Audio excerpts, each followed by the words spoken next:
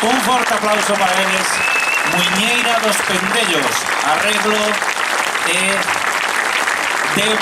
nuestro segundo maestro, Juan Lois. Un aplauso, por favor, para el Juan, por favor.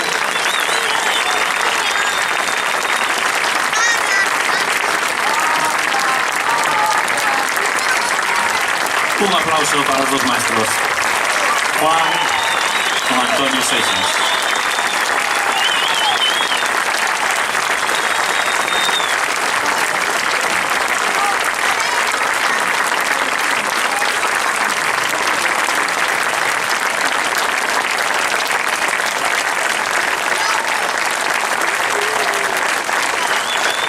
Muchísimas gracias a todos.